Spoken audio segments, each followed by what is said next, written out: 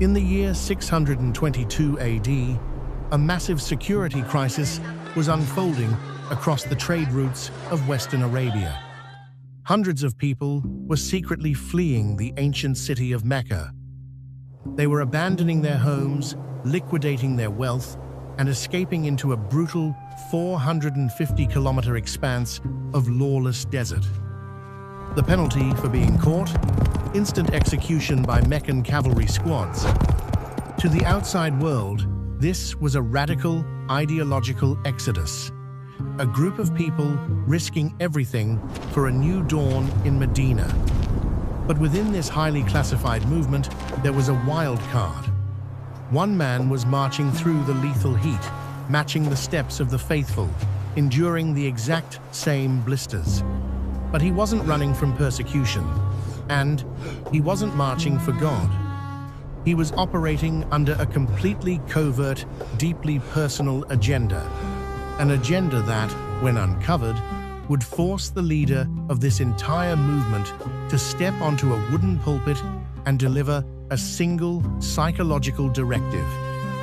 A directive that would eventually become the absolute foundational law for over 2 billion people across the modern globe.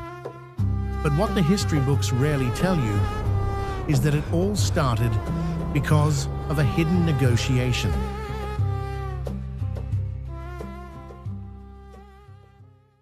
To understand the stakes, you have to look at the geopolitical chessboard of 7th century Arabia. Mecca was the uncontested economic superpower of the region, controlled by the elite Quraysh cartel. For 13 years, a man named Muhammad had been quietly disrupting their entire social and financial infrastructure with a revolutionary message. By 622 AD, the tension had reached a boiling point.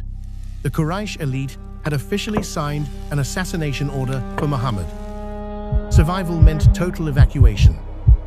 The Hijrah. This wasn't a casual journey.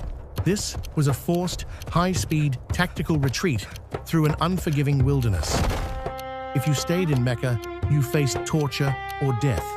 If you left, you became an open target for desert bounty hunters. Every single person walking that path had to ask themselves a brutal question. Is this cause worth losing everything I own? For almost everyone, the answer was yes. The shared trauma forged an unbreakable bond of loyalty among the refugees, except for our unnamed traveler. Because while the community was focused on the survival of their civilization, his eyes were locked on a completely different target.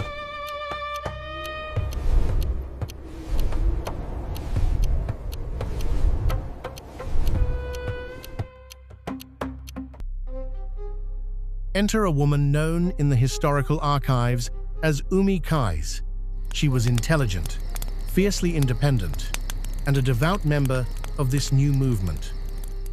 As the evacuation orders circulated through the alleys of Mecca, she prepared her belongings to cross the desert. But back in the city, a man was deeply, almost desperately, in love with her. He didn't care about the geopolitics. He didn't care about the new religion. He wanted a marriage. He approached her with a proposal.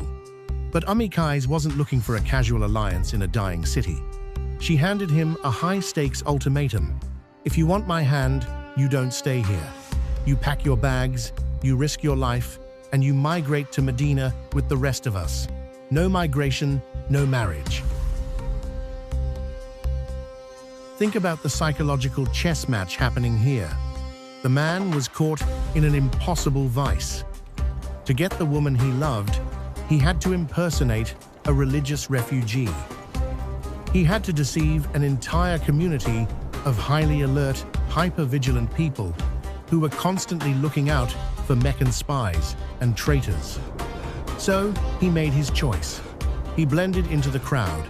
He walked the 450 kilometers. He bled under the same sun.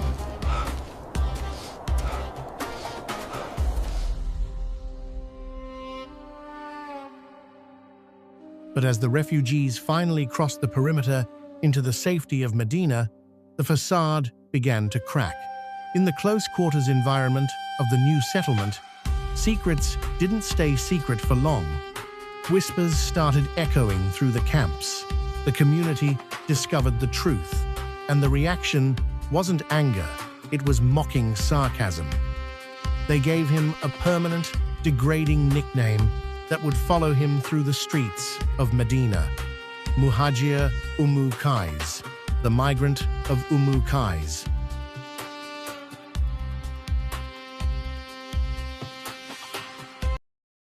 Word of this security breach quickly traveled up the chain of command, straight to the Prophet Muhammad. Now, if this were a typical 7th century tribal militia, the outcome would be predictable. The man would be publicly humiliated, branded a hypocrite, or banished from the city for exploiting a sacred life-or-death operation for personal gratification. The crowd gathered around the Prophet's makeshift pulpit, expecting a harsh condemnation. They expected a head to roll. Instead, they received a masterclass in behavioral psychology. Muhammad stepped up, looked out at the crowd, and delivered a line so precise, so structurally perfect, that it shifted the entire legal framework of Islamic history. He didn't name the man. He didn't expel him. He didn't even invalidate his marriage. Instead, he universalized the incident, exposing a raw truth about the human condition.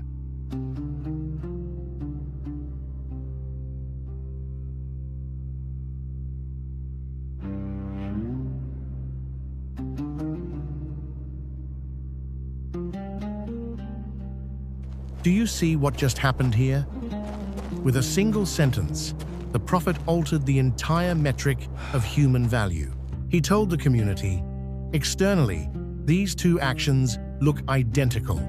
Both men walked the desert. Both men bled. Both men expended the exact same physical currency. But internally, their data structures were completely different.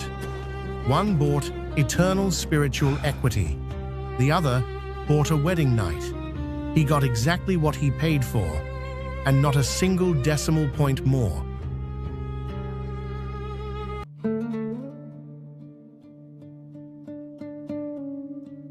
Centuries later, a brilliant scholar named Imam al-Bukhari set out on a monumental task: to filter through hundreds of thousands of oral traditions and compile the most authentic record of prophetic wisdom in existence.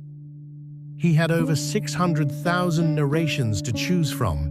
He needed a gatekeeper, a line of text that would set the ethical tone for his entire multi-volume masterpiece. Out of the hundreds of thousands of options, he chose this exact event: the story of the desert romance, the law of intention. It became Sahih al-Bukhari, Book 1, Hadith 1. By placing it at the absolute threshold of Islamic literature, the scholars created a permanent psychological checkpoint for anyone opening the book. It was an institutional warning. Why are you reading this? Is it for intellectual pride? Is it for worldly status? Or is it for truth?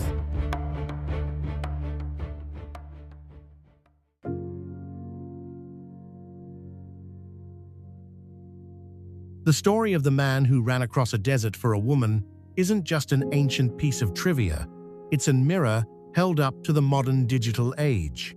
Today, we live in an economy driven entirely by external metrics: likes, views, corporate titles, and public displays of virtue. We build entire digital personas that look flawless, noble, and deeply committed to global causes.